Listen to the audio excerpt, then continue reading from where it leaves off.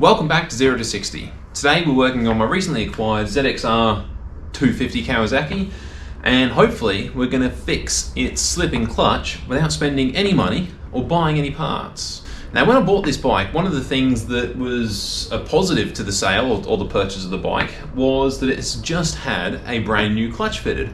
So I didn't even think that it was going to be an issue having a slipping clutch. When I took it on a very quick test ride when I bought it, but it was just in a cul-de-sac, so I literally just went through the gears to make sure the gearbox was okay and the engine was okay. I didn't load the clutch up at all, so it wasn't actually until I got back and went on the first ride that I noticed it starting to slip. If you haven't experienced a slipping clutch before, I'll put up a video of what it was like and what it actually does when the clutch is slipping.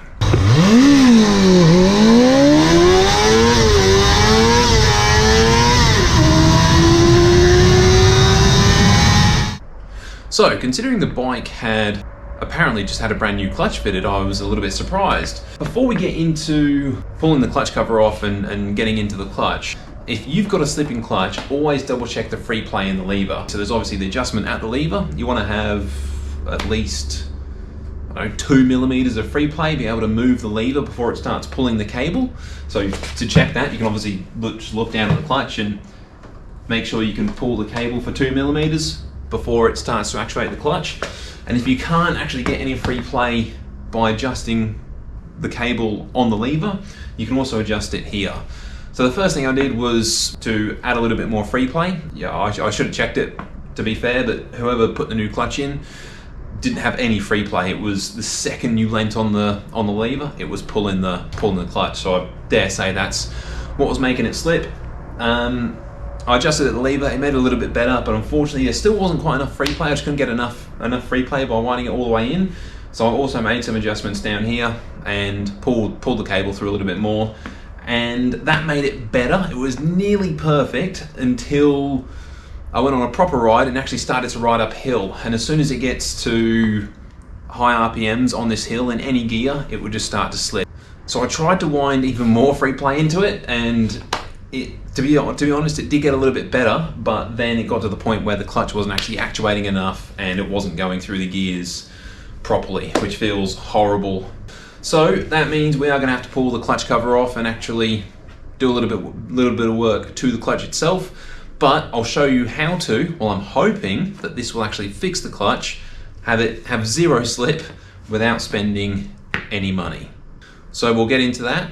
As these motorbikes, like most motorbikes, do have a wet clutch, we are going to have to drain the oil. So I'll throw a drain pan under it. It's already got a little bit of heat in it. I'll throw a drain pan under, drop the oil, pull the fairing off, and, well, actually, you probably don't even need to see the clutch cover coming off. So I'll just time lapse all of that, and I'll bring you back when I've got the clutch cover off and I'm pulling the clutch out. We'll see you then.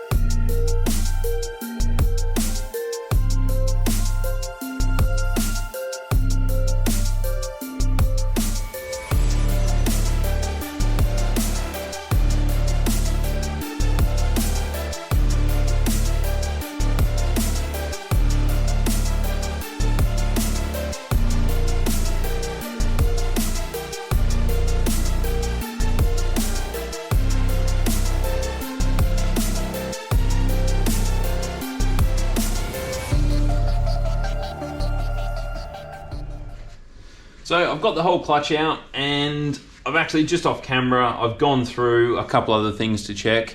The first thing you want to check while you've got the clutch out is the thickness of the fibers. In your service manual for your bike or whatever you're working on, there'll be like a minimum thickness for your clutch fibers.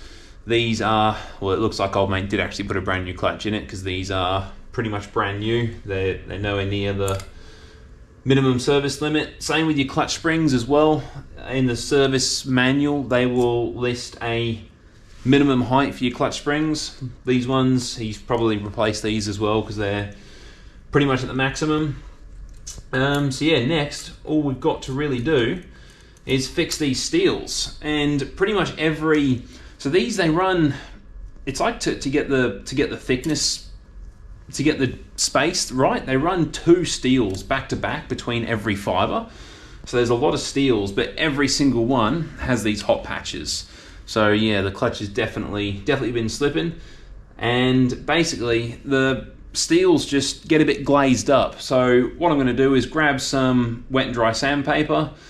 Well, actually, first of all, I'm going to clean the steels of all the oil, try and get all the oil off, obviously, because otherwise it'll just knacker the sandpaper. And literally just, you've got to use a really flat surface. If you've got a piece of glass, that'll be good, or just a nice, like a brand new desk will do, which is what I'm going to do. But you basically just put that onto the wet and dry sandpaper and scuff it up, and you should notice pretty quickly, if you grab one that you haven't done, you'll be able to slide it between your fingers to one that you have done, and the one that you have done, as soon as it's rough again, should make it nice and grippy. Alternatively, if you have a friend with a sandblaster, or if you have like, you don't need a big sandblaster, just a little small cabinet will do. So if you've got one of those in your garage or in your shed, you can just throw the plates into your sandblaster, and yeah, if you've got a decent medium in there, it will rough the plates up enough, make them look nice and rough again, and then you can just throw them back in and you should be good to go. So I will set up my sandpaper, and I've got lots of steels to file, lots of steels to rub down. So I'm going to get cracking onto that.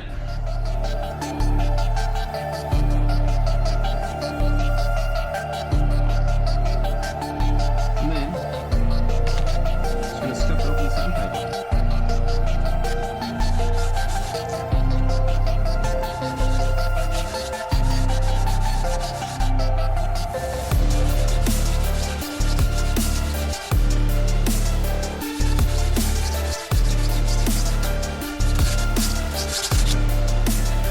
I've just done it for a second, and it's already getting grippier on the sandpaper, and you can see the cross hatching starting to appear. So I've still got a fair bit more to go. That's already making it stick to the sandpaper a lot more, just having that cross hatching for it to grip on stuff. So you basically just want to do that, and I reckon that's going to sort this thing out.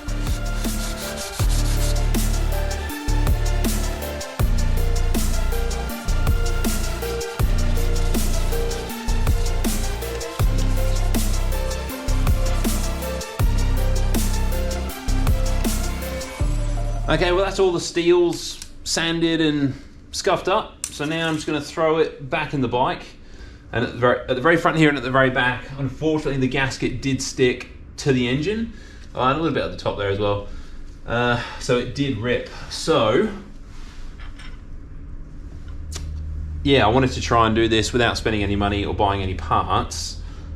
Plus, I'm not going to be able to get one of these gaskets anytime soon in Queensland. It's going to have to come at least interstate, possibly overseas. So instead, I will, don't know if I've got anything here suitable, but I will probably just make a gasket DIY style. So I'll show you how to do that, so you can get the bike back together without spending any money. All right, I'll time lapse reassembly, and then when I come to make a new gasket, I'll show you guys what's going on. GoPro, start time lapse.